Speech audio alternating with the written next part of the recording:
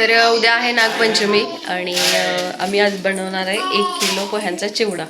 आणि तो चिवडा आमची मम्मी बनवणार आहे. गावाकडे जराशी वेगळी पद्धत असते आणि तुम्हाला मी दाखवते कशी पद्धत आहे. इथे चिवडा बनवायची सगळी तयारी मम्मीनं करून ठेवली आहे. म्हणजे जसं की कढीपत्ता, खोबरं वगैरे चिरून ठेवले. हा 1 किलो पोह्यांचा चिवडा आम्ही बनवायला घेतलाय. उद्या नागपंचमी आहे तर गावाकडे 2-3 प्रकारचे चिवडे, 2-3 प्रकारचे लाडू वगैरे बनवतात पहिल्यापासून.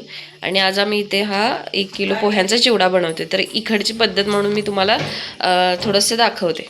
कच्चे शेंगदाणे आहेत, मम्मीने थोडेसे भाजून ठेवलेले आहेत, ते आता तळायला घेतलेत. जवळपास अर्धा किलो आहे ते शेंगदाणे. आणि ते छान असे कुरकुरीत होस्तवर फ्राय करून घ्यायचे मस्त असे. कारण की मग ते चिवड्यात आले ना खाताना की बरे वाटतात. कच्चे असले की ते खायला जात नाहीत. त्याच्यामुळे हे असे छान कुरकुरीत लालसर असे तळून घ्यायचे. त्यानंतर मी ते काढून मी नाही, मम्मीनेच काढले. ते चिवड्यात काढून घेतले वरती. बघू शकता. सगळे म्हणजे एक पहिली पद्धत होती की सगळं फोडणीतच टाकायचं आणि भाजायचं. फुटाणे घेतलेत फ्राय करायला, ते पण अर्धा किलो आहेत. आणि ते पण छान असे कुरकुरीत असे थोडेसे लालसर असे फ्राय करून घ्यायचे. मग ते खाताना असे मध्ये मध्ये आले ना की छान लागतात. मग ते पण फ्राय करून काढून घेतले. चिवड्यावरती टाकले ते असे. म्हणजे चिवडा त्याच्यासोबत चिवडा पण थोडासा गरम होतो. त्यामागचं हे थोडंसं माझं असं लॉजिक आहे. म्हणून ते त्याच्यावरच काढून घेतले सगळे. त्यानंतर घेतलं इथं खोबरं फ्राय करायला. खोबरं पण असं पातळ असं छोटं-छोटं चिरून घ्यायचं. मम्मी थोडं मोठंच चिरते, मला ते आवडत नाही. पण तिला ते आवडते, त्याच्यामुळे तिने थोडंसं लांब-लांब चिरले. आणि पण पातळ चिरायचं अगदी. आणि असे लालसर असे कुरकुरीत ते पण फ्राय करून घ्यायचं.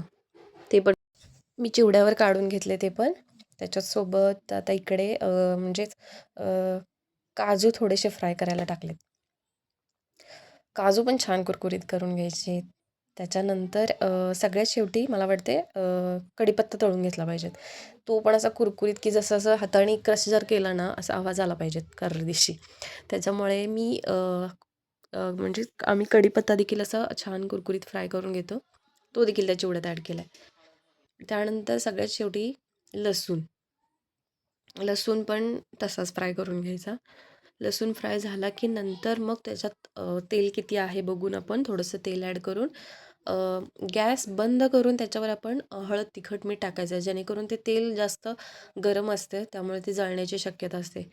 आणि त्याच्यामुळे ते करून घ्यायचं. मग मी हे सगळं जे तळून जे घेतलेलं होतं ना, ते मिक्स करून घेतलं त्या चिवड्यात.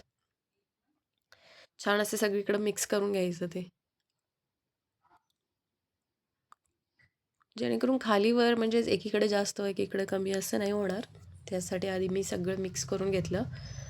त्यानंतर इथे तेल थोडं कमी झालेलं ते शेंगदाणे वगैरे फ्राय करून, म्हणून त्याच्यात थोडंसं तेल ॲड केलं. तेल गरम झाल्यानंतर मोहरी आणि मोहरी तडतडल्यानंतर गॅस बंद करायचा आणि त्याच्यात मग ते आता मीठ ॲड केलं आहे. मीठ ॲड केल्यानंतर मग आपण तिखट ॲड करू आणि नंतर थोडीशी हळद ॲड करायची.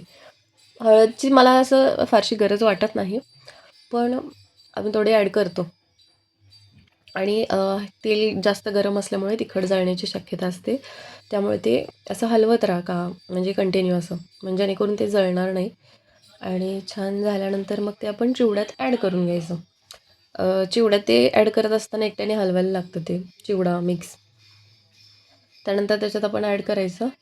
ते झालं की नंतर मग आपण त्याच्यात जो चिवडा मसाला असतो ना, तो ॲड करून घ्यायचा. त्याने टेस्ट छान येते चिवड्याची. मी तर महालक्ष्मीचा चिवडा मसाला वापरला आहे, कारण की तो बाजारातून पप्पानी आणलेला म्हणून.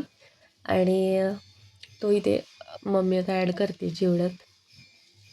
सगळं असं चांगलं असं ते मिक्स करून घ्यायचं, जेणेकरून ते तिखट मीठ जे आहे ना वरून टाकलेलं तेल, तिखट मीठ वगैरे ते सगळीकडे लागलं पाहिजे. हा महालक्ष्मीचा बघू शकता तुम्ही चिवडा मसाला आहे, छान आहे टेस्टला. आणि तो सगळा म्हणजे पूर्ण पॅकेट नाही ॲड केलेलं, थोडं घातलं आहे, अर्ध्याच्या पेक्षा पण थोडंसं जास्त घातलं आहे. त्यानंतर ही थोडीशी पिठी साखर. मग चिवडा जरी तिखट असेल तरी म्हणजे एवढा जाणवून नाही येणार. ते काय झालं आमच्या घरी आहे ना, जे तिखट बनवले ते जरा जास्त तिखट असल्यामुळे पिठी साखर थोडीशी जास्त ॲड करायला लागली. कारण की मी चिवडा थोडासा खाऊन बघितला, तो जास्त तिखट लागत होता. त्याच्यामुळे मग पिठी साखर ॲड केली. नॉर्मली पिठी साखर घालावीच लागते चिवड्यात, कारण की त्यांनी टेस्ट थोडीशी छान येते. तर असा बनलेला आमचा हा चिवडा बघू शकता तुम्ही. छान असं.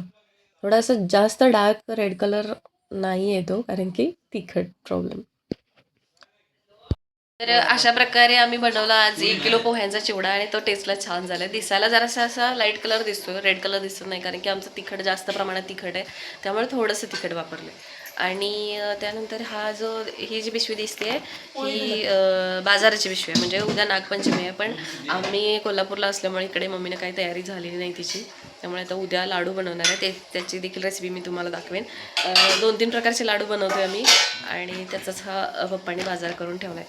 आणि आज बनवलेला चिवडा तुम्हाला कसा वाटला ते मला कमेंटमध्ये नक्की सांगा. आणि त्याचसोबत लाईक, शेअर आणि सबस्क्राईब करायला अजिबात विसरू नका. चला तर मग भेटूया उद्याच्या व्हिडिओमध्ये. थँक्यू.